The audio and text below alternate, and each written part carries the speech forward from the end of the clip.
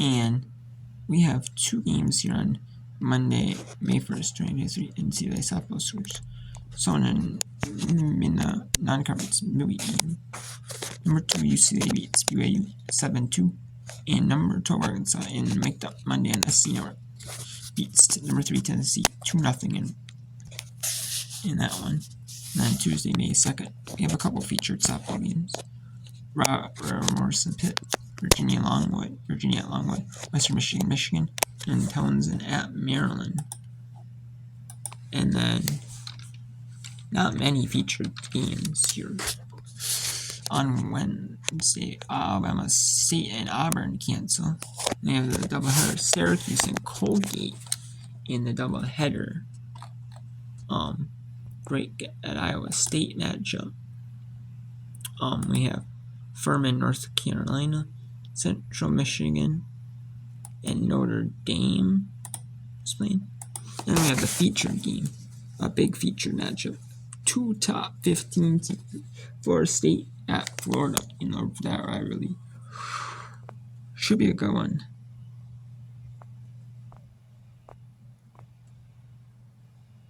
So, and the Northern Iowa rivalry, man. 4th, Mississippi State and Sanford cancel their feature, or maybe no, it's conference. UCLA with it. So yeah, I don't know if there's any really feature. Florida and Kentucky is the featured matchup. Oklahoma State, Baylor, Texas. We have Georgia, LSU. In the Pac-12 we have Utah, Oregon, Washington, Stanford is the ESPN feature. That conference. The others are probably in the Pac-12 network.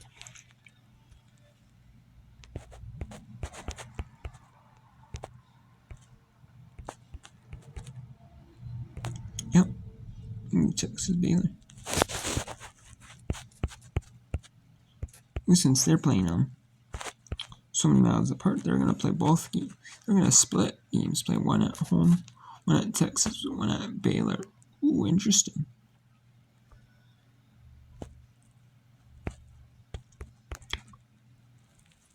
Two at Baylor, actually. One at Texas. One where LSU was an ESPN. This year for game 3. Or any network. Oklahoma State. It was the Big 10 on ESPN Plus for game 3.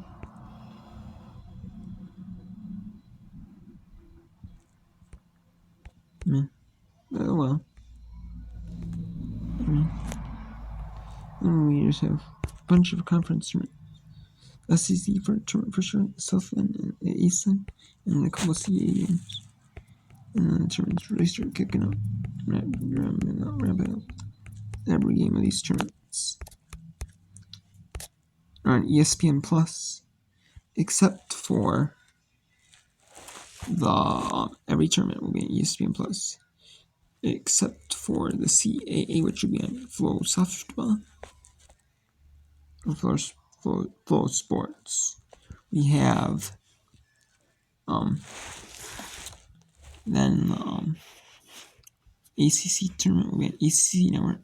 The SC tournament will be on SC Network.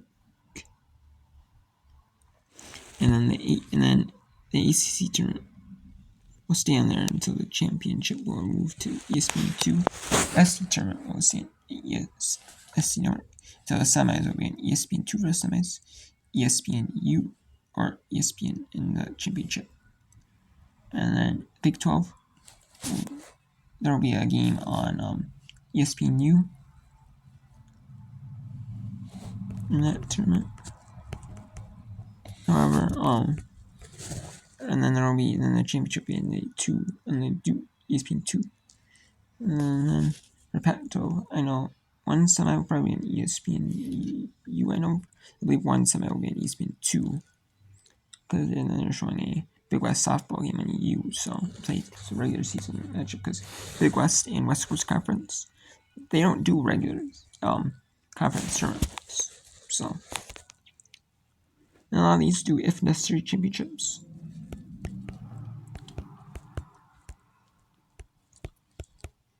So yeah, So yeah, it's just going to be crazy, you know. Oh, and then there's going to be a game of the American on ESPNU, and which is probably going to be Wichita State's game. And then there will be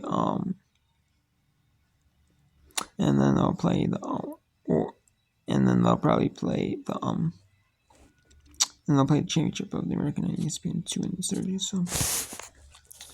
So yeah, so it's going to be some good, interesting softball, you know, next couple weeks. And then also the Pac-12 tournament will be on the Pac-12 tournament up until the semis, up from the quarters and all the other rounds before, like the quarters in the first round, I'm assuming. And Pac-12 network. And then the semis and the championship ESPN or UN2 in the American. Yep. So it's an interesting time of year for softball fans. It's a good time of year for softball fans. You know,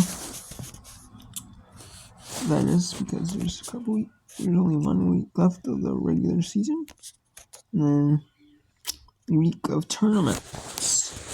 All these conferences are gonna play tournaments, and then or finish the regular season in 2 conferences. So it's going to be interesting, you know, week.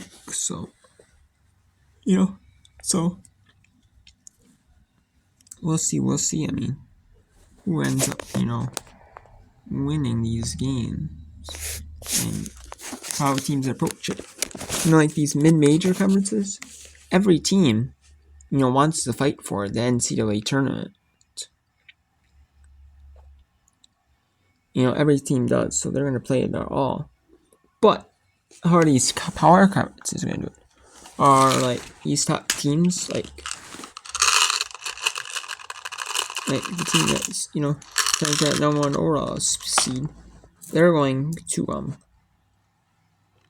try to play. They're going to try and win it. They're going to try and win the number 1 overall seed. And then the teams are in the bubble of hosting the super regionals. Do they feel confident in their ability to host the regionals and the supers if they make it to both? They beat the regional round. Are they confident of that they can? Their spot stays the same, or whatnot? Then who's on the bubble hosting the regionals? You know, like, do they feel confident in those regionals, or do they want to leave no doubt in the committee's eyes and win the increase their chances of making it to the regionals? You know, hosting the regionals at home, and then the teams that are on the bubble making the tournament. You know, think of all these predictions that you're predicted to be. You know, so you don't. I mean, these teams. We'll see. It's interesting, you know, how these teams handle it. These teams know that they're comfortable, you know, in the regionals, comfortably in the supers, and the regional. Or what are they going to do? You know, what are these teams going to do that know that they probably can't do much to make it to the host the super regionals, but they can host the regionals. They know they can host regionals. So what are they going to do? More teams in the above hosting the supers in the regionals. Yeah, they do. It's an interesting strategy how it all panned out this week. I mean, it's interesting strategy. So we'll see how it goes, but expect chaos this week. Expect chaos. So, until then, take care.